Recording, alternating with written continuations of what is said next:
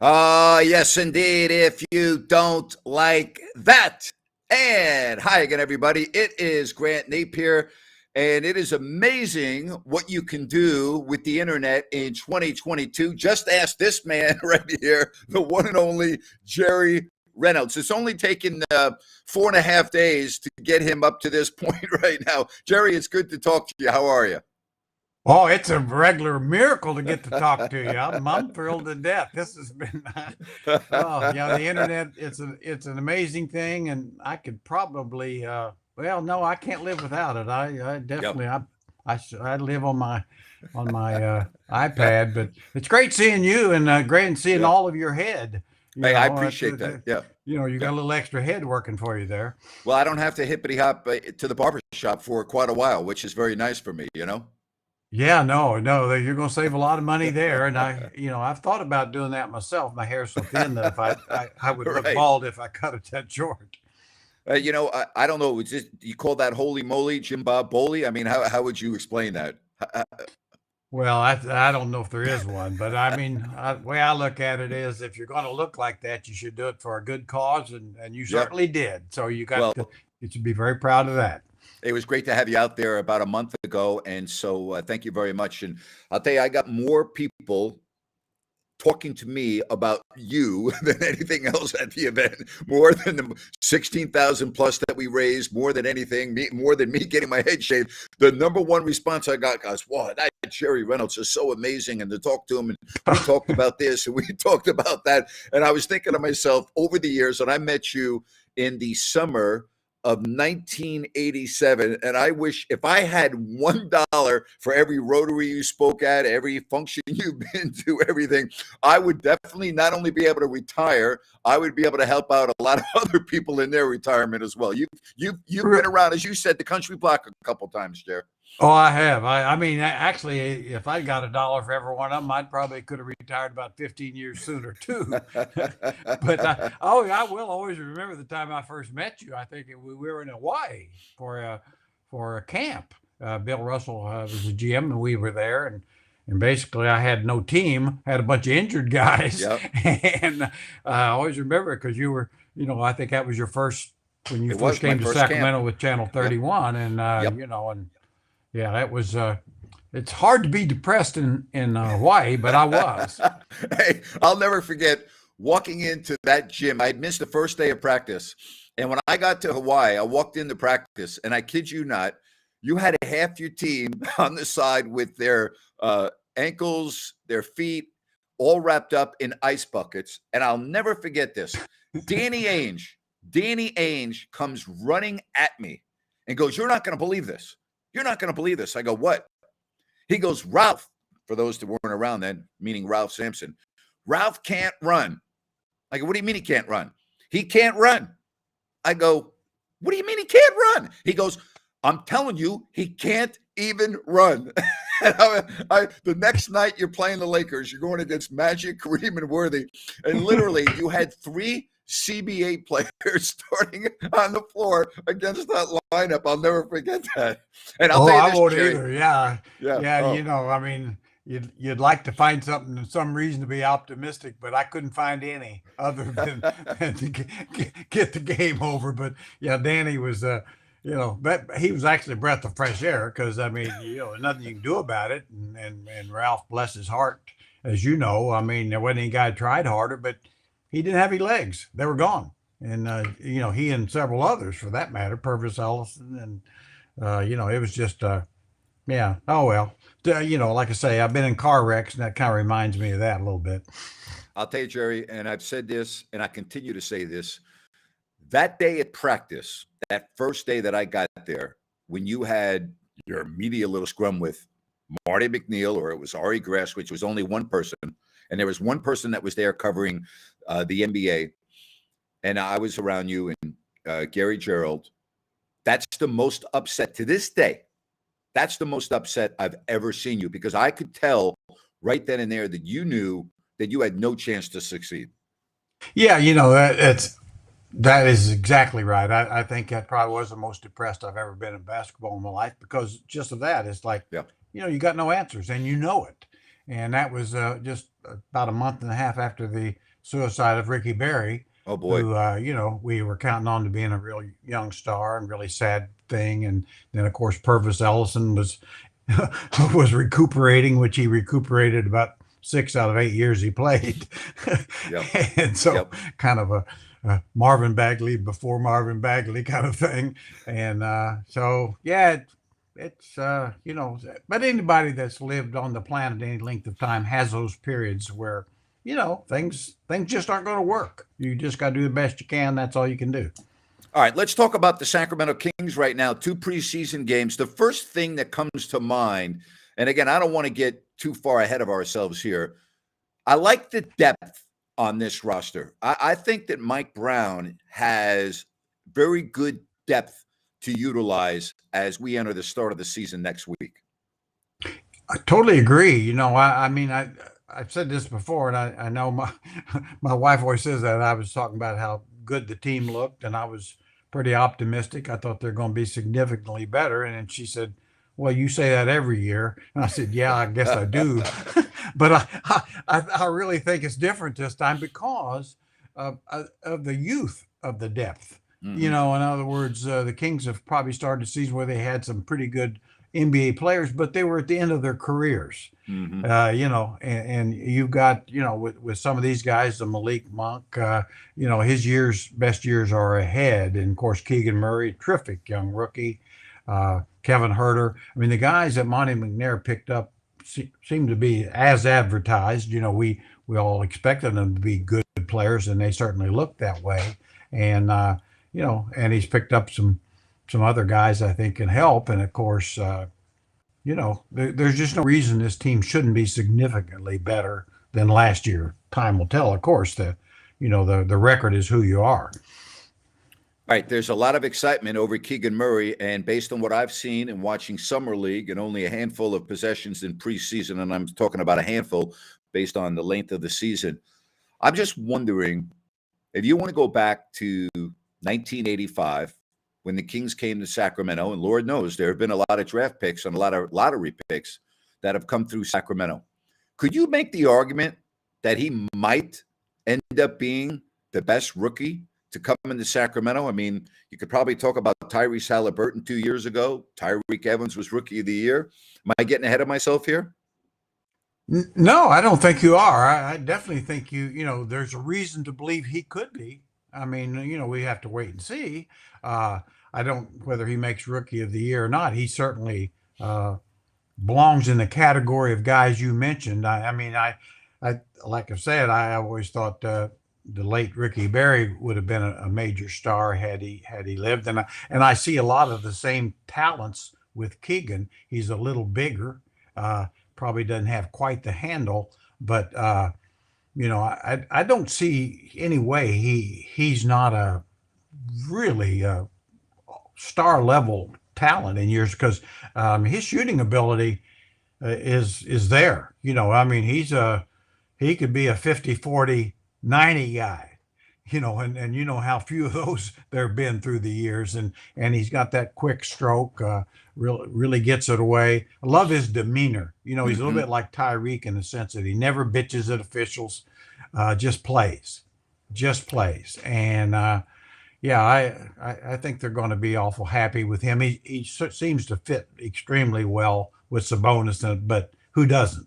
Sabonis is a little bit like a later version of Vlade. If you can't play with Sabonis, you probably can't play.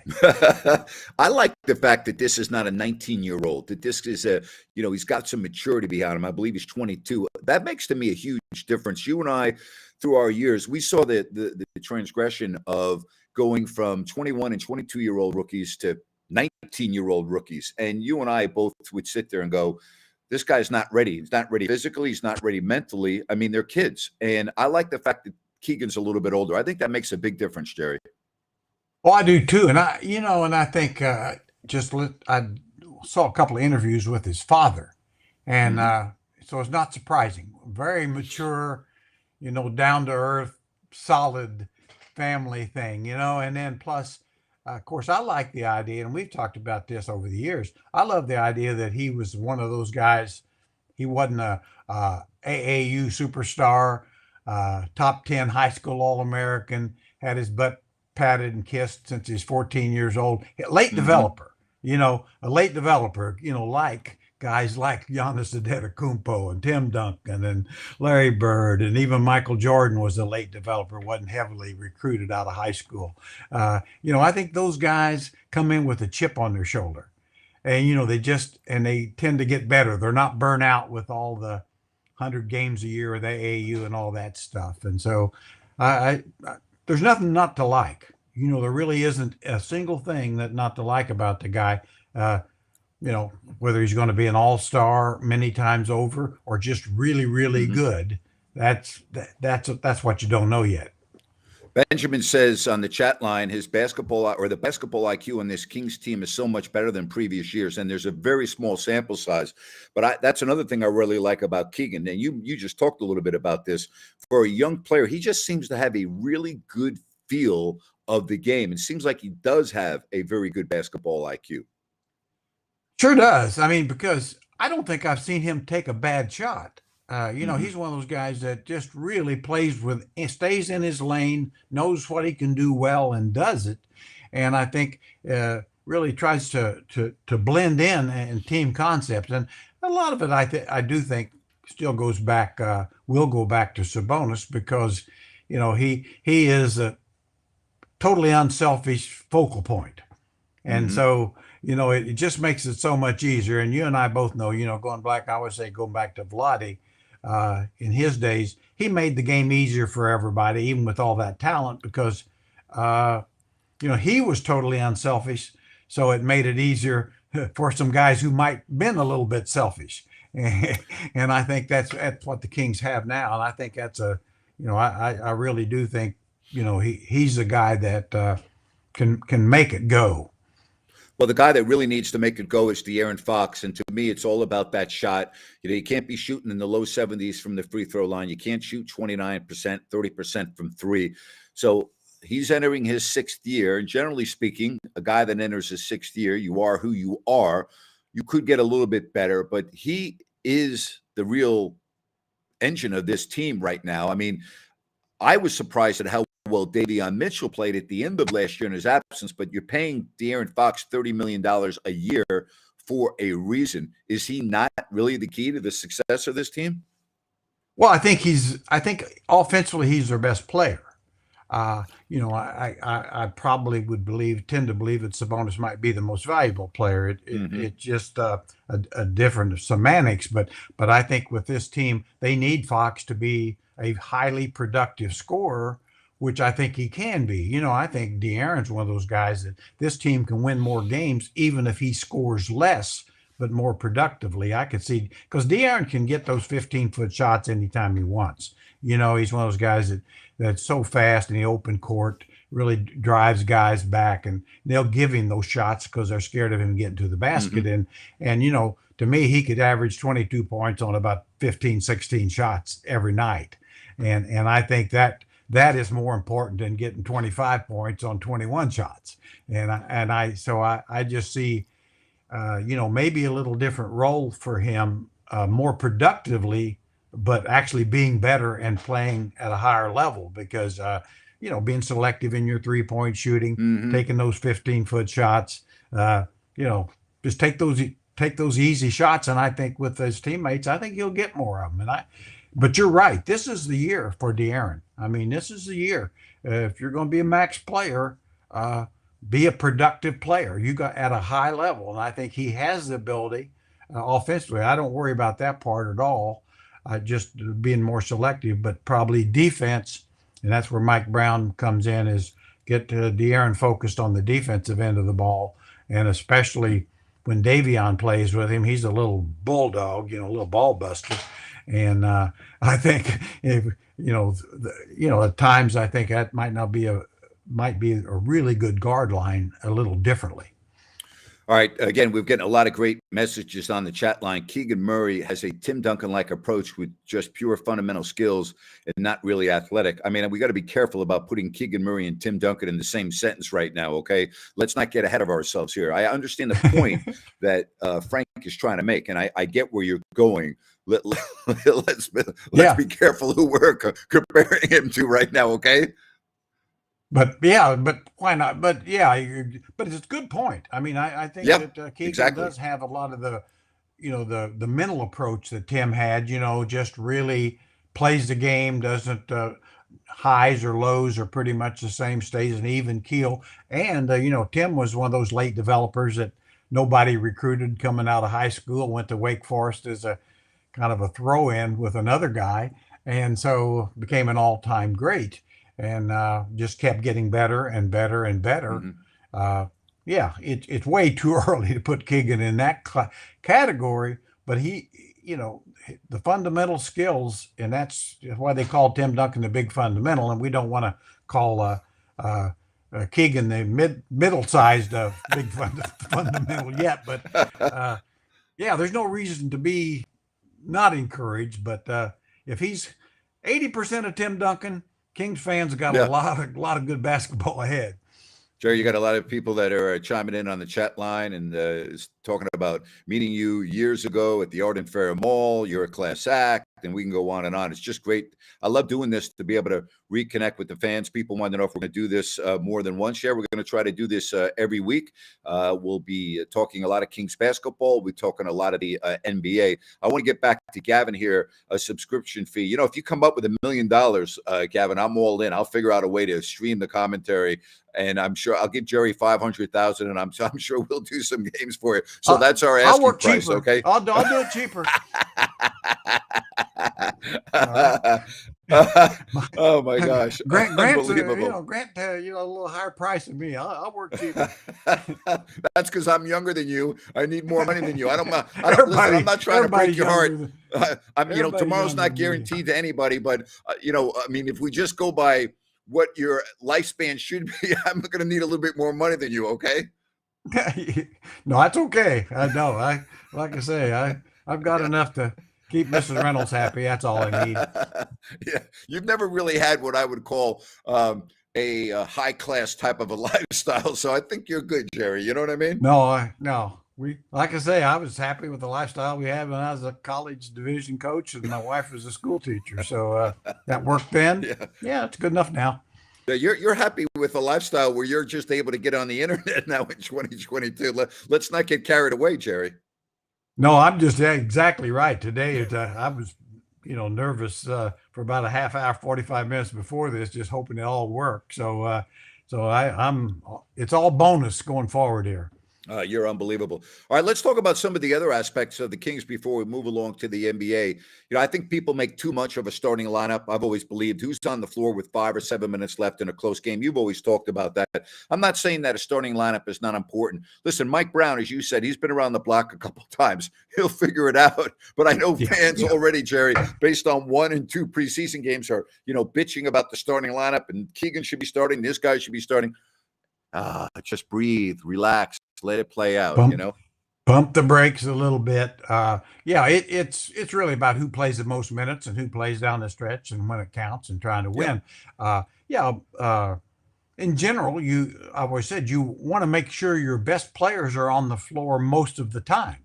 Mm-hmm. Now, how you get to that, you can start them and play them 35, 38 minutes, or you can have a couple of your key guys that don't start. And so, I know players themselves would like to start, but it's you have to have key guys coming off the bench, and most coaches would like to have a guy they know they could put into the game that's actually will make the team better when they can go to the bench. And I mean, I always remember, sadly, some of my days as coach, where you look down your bench and you knew it wasn't going to get better. Oh my God. You knew that wasn't a possibility.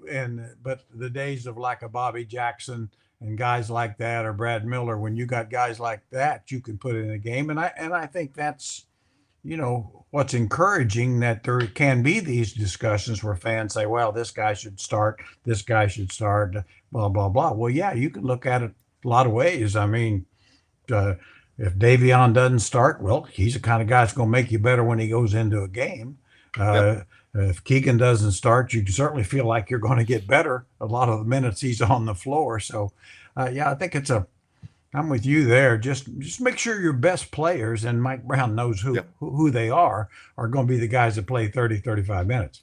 Jeff wants to know, is Ryan in Sacktown sitting near Jerry, his IT guy? If you only knew, Jeff, if you only knew, yeah, Ryan is our MVP. All right. He's actually his wife is about as good as he is. I mean, that's a pretty dynamic duo that they're able to get me on the air. Yeah.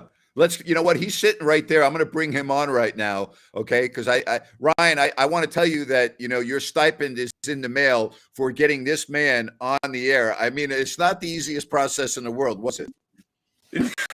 It was a fun process. Let's just put it that way. Jerry, remember, there's a key on the keyboard that says enter. Just hit that key. Yeah. Well, you'll have to remind me next week too. No, I got you, man.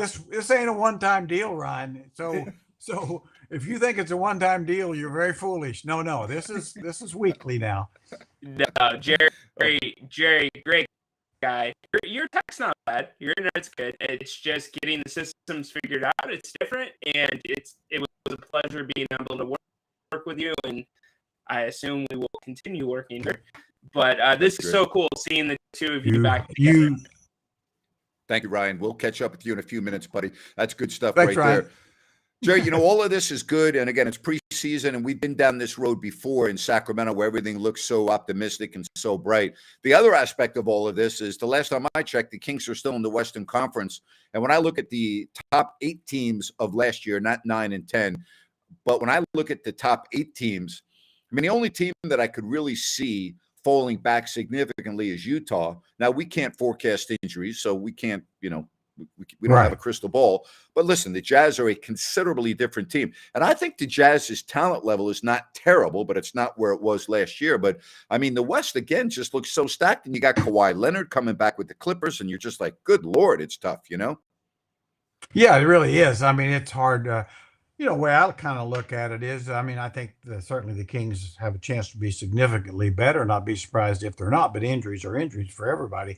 But, the Lakers, the Portland Trailblazers, and the Kings are probably basically 2 of the 3, or at least 1 of the 3 will not make the play-in. And right now, I mean, just off early results, I mean, I feel pretty good about the Kings being better than the Trailblazers for sure, and probably Agreed. the Lakers.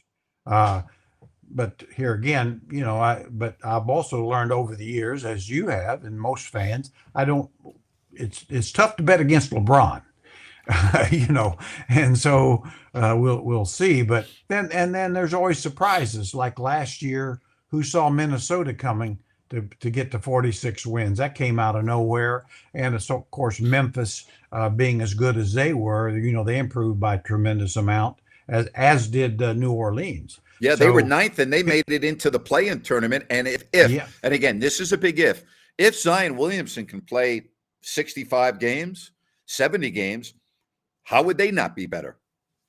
Well, yeah, I think they can be real good. And we kind of forget that sometimes that they start off 1-13, and they Great point. I mean, they were in a hole nobody thought they could get out of, but they did, and were very good at the end. And so I think they're one of those teams that has a chance to really move up the ladder with Zion if he can stay healthy and all that. But no, the West is just what it is, and so the Kings. I mean, it's one of those things where the Kings will have to stay healthy. Their key guys are going to have to be able to play 70 games. Yeah. I mean, that's all there is to that. And to have a chance to get to maybe a 40 win type situation or close to it. I think I don't want to be foolish here. And I know some fans would like to believe they could win 60 games or 50 games. Well, that's not likely to happen. I love to be wrong, but I think a 10-game improvement is possible but good health. You got to start with good health. I think the talent is good enough with good health, good coaching, and if the chemistry and camaraderie stay there. People always, as you know, talk about culture, changing the culture. I tell you how they change a culture: win. Yep, that's it. You Yep. know, if you win, the culture's great. Amen. And, the same players, if you're losing, the culture won't be very good.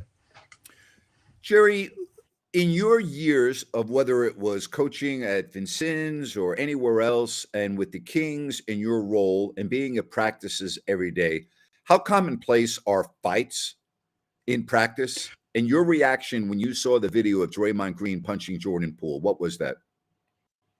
Well, I've seen a couple of fights, but they're not commonplace. You know, Mhm. they're certainly cussing one another out, shoving, uh, you know, that sort of thing. You know, kind of selling wolf tickets. I mean, but that situation, seeing that video, Grant, and I've said before, I don't. To me, that wasn't a fight. Mhm. You know, a fight is when both guys know they're fighting. You know, Jordan Poole didn't know there was a fight. He basically, you know, to me, it's almost basically an assault because, you know, I mean, I think the most surprised guy in the building was Jordan Poole when he got Mhm. hit. I think, you know, that Draymond ran up on him and he kind of shoved him back as anybody would if somebody runs up on you. And then he got whamboed. And so it's really a disturbing situation for the Warriors. You know, for to me, it's been such a marvelous run franchise Sure has. and so many good things. And I mean, Draymond's been on the edge his whole career. You know, he's Sure kind of has. gotten a pass for it, I think, in too many ways. But still, so we'll see. My guess is that they'll get through it and come out of it okay because Steph Curry is their leader, and you can't find a, a better leader probably in the league in his own way. You know, and he gifted guy, one of the franchise players in history, Yep. and no ego. And then Steve Kerr the same as a head coach. So I think not many franchises probably could, to be honest with you, but I think they will be fine in a few weeks. Now, I what they think, do with Draymond yep. situation down the road, I would say has changed dramatically. I think Draymond is a great example in a negative way of what has happened to our society. Our society, and I'm really talking about the basketball society and the media, have put this young man, shouldn't call him a young man, have put this individual on a pedestal. His new media masquerade and that nonsense. Draymond almost, in my opinion, and I don't know him, has this feeling of invincibility where nothing's going to happen. He joked after getting ejected in game 2 of the Memphis series when he gave the double bird to the fans leaving, and afterwards he laughed and said, "I'm not too worried about a fine. I make $25 million this year." Calling Kendrick Perkins a racial slur, nothing happened to him. Then apologizing a couple of days later after he said he spoke with Joe Dumars and Adam Silver and realized it was wrong. But again, nothing happens to him. He just seems like he can do what he wants. He can say what he wants. And our society now is almost like, okay, we're not gonna punish him. We're not gonna do this. We're not gonna do that. And here we are with this, as you said, an assault. And I would agree with you. Only a fine, no suspension, no loss of a paycheck. I just think that's where we're at today, sadly, in 2022. And I think he's just kind of skating along and has this feeling, hey, I can do whatever I want because there's no repercussions. And right now, I don't think there are any real repercussions for Draymond Green. And I think that's sad. Well, I do too, and I agree with you, and I think it's not in Draymond's best interest. I mean, really, he should understand there should be more repercussions, Yes, and the league should be involved in this. By the I way, agree. whether Warriors want to be or not, uh, the evidence is out there. I mean, and so I really think the commissioner has missed a step on this one as well. But yeah, you know, and I know Draymond's mother came out and pretty much supported him like he didn't do anything wrong. Well, that's kind of part of the problem. I don't know how you could see the event and not not say, you know, my son, I love him, but you were wrong. That, I mean, at some point, it's like as a parent, I mean, I think most of us, like you're going to love your child and you're going to stay with them most circumstances. But when you see wrong, you got to see wrong. And I Yeah. think that's probably led a lot to Draymond's circumstances over the years to where, it's gets a pass for this, gets a pass for that, gets a pass, and so here we are. But I think the general reckoning in Draymond's career is probably coming up in about a year or sooner. And so Absolutely. that's the as we know, what goes around always comes around. All right. I want to wrap this up by bringing back a memory that I was talking about on my live show on Listen App the other day. All right. So Danny Ainge, you just mentioned him. Having Danny around the team for that short period of time was such a pleasure. I mean, I love Danny Ainge. I mean, he was just great. And you made a point that and correct me if I'm wrong, didn't you say he could have been as talented as any player you've ever coached when you look back at all the players you've had?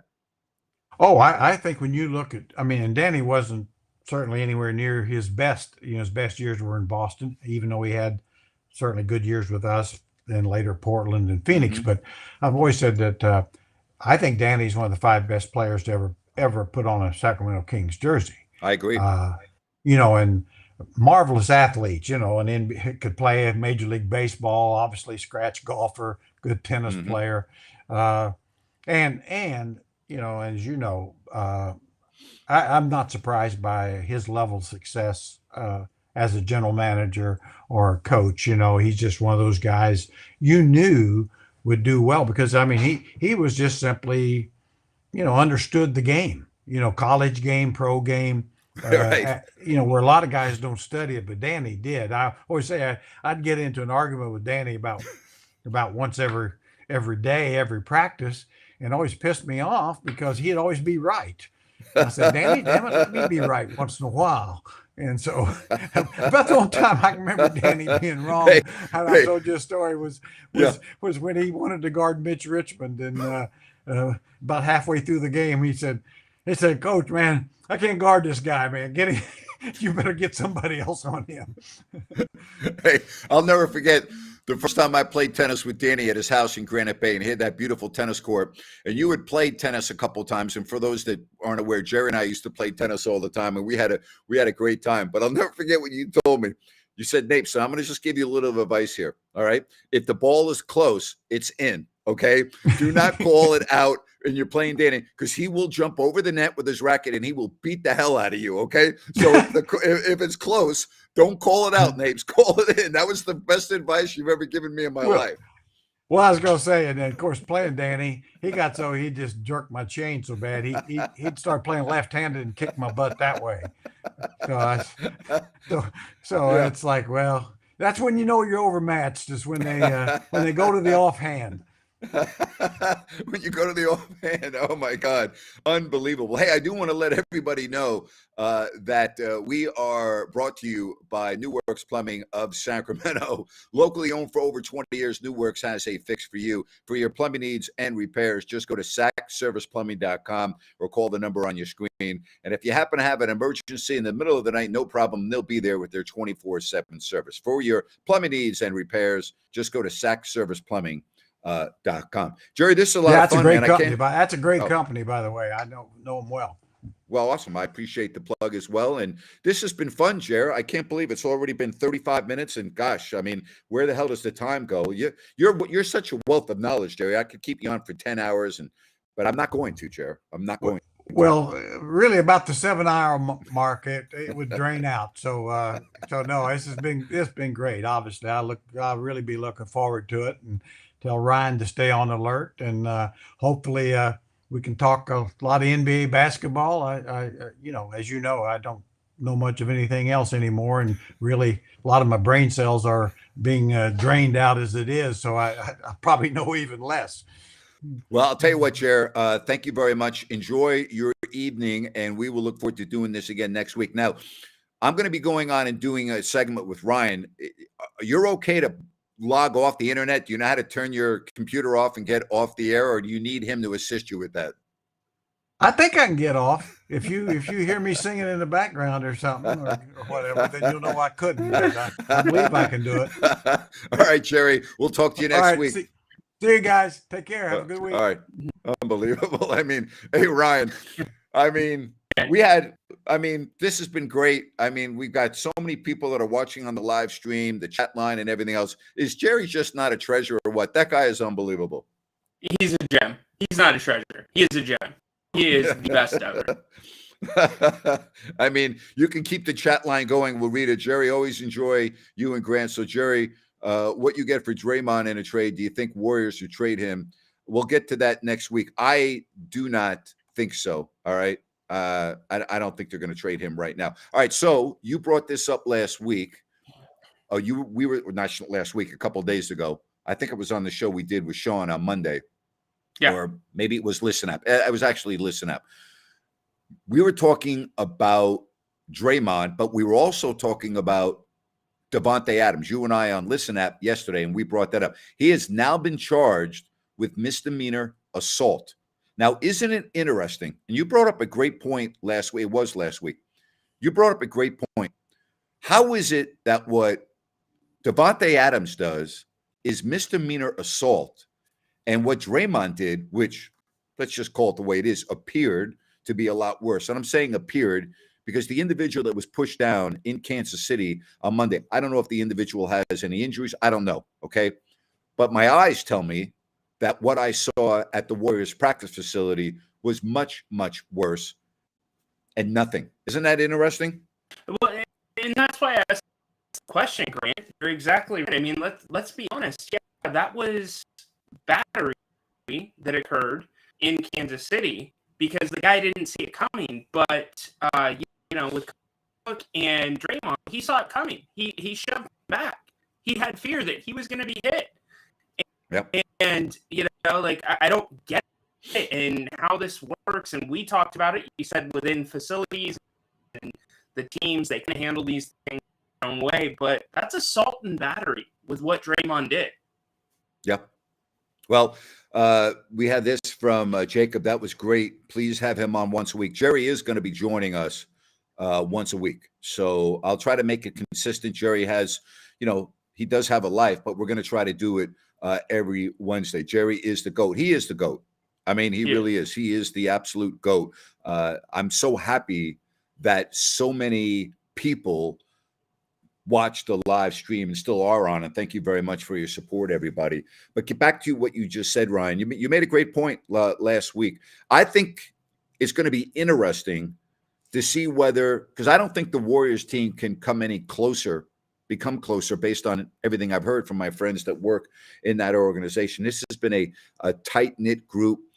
They don't run into the locker room and look at box scores to see how many points they scored. It's all about winning. And if Curry can't do it one night, Clay will do it another night, and so on and so forth. And it doesn't seem to bother. I've been in locker rooms, Ryan, where guys do run up and look at the box score, and I've seen guys get pissed when they see that they only played X number of minutes and this and that. So it's going to be interesting to see what the impact of all this has, if any, on the Warriors' start to the season. Yeah, absolutely, Grant. And I got to ask you, I'm going to kick it back to you. I know I have to go this way. I'm going to kick it back to you. What did you think about Steve Kerr's comments? I was surprised. Years. I know. Okay. Well, I mean, what did you think of him? Shocked. Yep. Shocked. That team has been through so many things, especially the playoffs, ATL, Durant, having his injury in the playoffs. You had Clay tearing his ACL. And I don't remember the last time an NBA head coach came out and said, this is the most difficult situation I've had to deal with. And Draymond Grant, he was out for 8 practices after this. It's unbelievable. I don't know what's next. I really don't. But I'll tell you, this has been a great day. And I want to let everyone know you've been amazing going over to Jerry's house. This is all new for Jerry, and getting on this particular stream and helping him out and doing video calls with him to get hip up and going. So And I will say this, and you're a good sport, so I'm going to put this up. Your mic has not been the greatest quality. We got people that have been texting, Ryan, you need your wife to fix your mic. Ryan will. Don't worry about it. It's not bad. It's just not real good. Again, I know you're a good sport, so I'm putting this up. I'm not saying to embarrass you. Ryan needs a new connection and everything else. So there you go. All right. I just want you to know that people are concerned. They want you to fix your mic. So we'll do that for the next show. How's that sound? Yeah, that sounds good. Can you get Jerry to come over to fix my mic? Yeah, I'm going to call Jerry right now and have him come over now and fix your microphone. That's an absolute classic. Oh, my God. All right. Hey, thanks for all your hard work, man. You're the best. I really appreciate it. All right. Thanks. Thank you, guys. All right, good stuff with Ryan. Hey, if you want to fire away on some more questions, if you want, I'll be happy to. Hey, Grant, New York Giants football, 4-1. Cody, that's why you play the games, right? Who had the Raiders being 1-4 and the New York Giants 4-1? All right. Here is one from Brian. Yes, thank you, Ryan. You're the man. Ryan is the man. Absolutely. Absolutely. Back to the Giants being 4-1. What do we say about the NFC least, right? Philadelphia 5-0, only undefeated team. Giants 4-1, Cowboys 4-1, and then you have Washington. Think about that for a minute. Now, there's a lot of football left. But 4-1 for the Giants. I didn't know if they would win 4 games all year. All right. This is a very interesting text. They lucky, New York Giants. Raiders bad luck. You know what, Eddie? There's a lot of truth to that. Because, Eddie, the Raiders, that's a great text, Eddie. Great. Put that back up for everyone to read again. All right? It's not luck. It's great coaching. It is also great coaching. All right? How do I feel about NFL turf? I'll get to that in a minute. We got so many messages coming in. But, Eddie, I want to get back to what you said. The Raiders are a better team than the Giants, Eddie. It's a great point you just made. There is a degree of luck that goes into that. That is a fabulous text. All right? Again, here it is again. They lucky, New York Giants, Raiders, bad luck. I think you're spot on. There has been a degree of luck to the Giants, although coaching I would put number one. I would say that the Raiders have had more bad luck than the Giants have had good luck. All right? So, great text. You're spot on. Very true. Saquon Barkley has been great with adequate run blocking. DJ has been playing well with lower tier wide receivers. Andrew Thomas, the best LT in the league. And the Giants D is looking good under Wink. It's a great text. I don't know if I'd go that far by saying Andrew Thomas is the best left tackle in the league, but he's made amazing strides, and he has turned into one of the best left tackles in football. Somebody wants to know, how long does Adams get suspended? Is there any rhyme or reason with the NFL? I mean, how can you allow Alvin Kamara to play when he's charged with felony battery assault and Devontae Adams with misdemeanor assault? You're going to suspend Devontae Adams but allow Alvin Kamara to play? Yes. I mean, come on. All right, do you think the 49ers will still win the division with all their injuries? Yes, I do. They're the best team in the division. I said that after Trey Lance got hurt. They're the best team in the division. They will win the division. They will. How about the Rams offensive line, huh? How about that? Hey, I know Ryan's still watching. Garrison, we're on it. Ryan is going to have the best microphone in all of Sacramento next week. Don't worry about it. We're all good. We're all good. All right? We're all good. All right, here's one for you. Grant, huge fan of yours. You are deeply missed. Question, and I know it's preseason. Thoughts on the Kings, and should Keegan Murray start? Michigan Wolverines, I'm going to answer the question, and I know you're probably joining late. I just had Jerry Reynolds on talking about all of this. So what I suggest you do as soon as we're done, go back to YouTube, to my page, if you don't like that, with Grant Napier, and watch the interview that I just had with Jerry Reynolds. And it really wasn't an interview. It was more of a conversation. All right. There we go. So Ryan just texted me and said that I think he's got it fixed. You think you got it fixed, buddy? Let me see. I'm going to bring you back in for a minute, Ryan. All right. Let's see. You got it fixed, buddy? You got me? Yeah, I got you. Yeah. All right. Yeah. That was my bad. I was streaming it also on my phone so I can monitor the chat with all of you great people watching.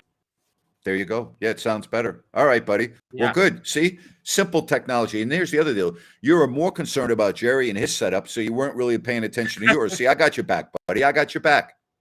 Yeah, exactly. Yeah, but Jerry, Grant, it was so great to see you guys back together, and it's fun. Whoop, sorry. I hit the wrong button. Go ahead. It was so great to see us back together. And what? It was great to see you guys back together, but it's like watching two friends talk. And the things that you guys bring up, that's what I would bring up with my best friend. So it's really cool to be able to have everybody see you guys reunite and be able to talk about, whatever, because you guys really are good friends. Yes, we are. He's a family member to me. He's a family member. All right, you sound good. That makes me very happy for Friday. All right, buddy. I'm sure I'll be talking to you on my Listen App show coming up in a little bit. Thanks, my man. Yep. Talk to you soon, buddy. All right. Eddie chimes in and says that, Brian chimes in, felt like the Kings were getting ready to come on. Yeah, kind of felt that way to me too. Absolutely. Sure did. Eddie says, coaching, take Giant staff over Raiders staff, and defense better. Raiders 4-1, losses total of 14 points. It's luck for your G-man, Grant. My Raiders, bad luck, and that's the difference. I would agree with the coaching staff. I think the Giants coaching staff is excellent. But, listen, the Raiders have been in every game. They've lost every game basically at the end of the game. And that is unfortunate, Unbelievable. All right, here's another on the chat line. Frank, Grant, and Jerry is really refreshing. I would stay tuned every week. I love doing this, and I just want to say thank you, everyone, for checking me out here on YouTube Live, checking out Rhino and Jerry. Sean Salisbury and I do a show Mondays and Fridays, and Sean is unbelievable. 3 o'clock Pacific on Friday, we'll talk college, but mostly NFL with Sean Salisbury. All right. So make sure that you are able to come on and join us on Friday. So Monday and Friday, Sean Salisbury. Now I'm going to have some other guests along the way. Okay. So keep that in mind. All right. There's going to be other guests, but for right now, Sean Salisbury, Mondays, Fridays, Jerry Reynolds on Wednesday. So there you have it. There you have it. I just want to say thank you, everyone. Seriously, thank you so much for checking me out here on YouTube Live. Friday, back with you. And that's it, man. That's it. Thank you. Appreciate your support. And if you have not checked me out on Listen App, very easy. Download it right to your phone. Easy to do.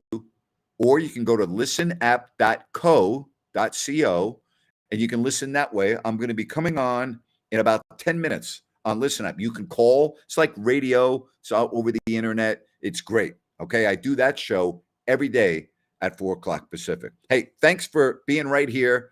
We'll talk to you Friday, if not in about 10 minutes on Listen App. Thanks very much. Bye-bye, everybody.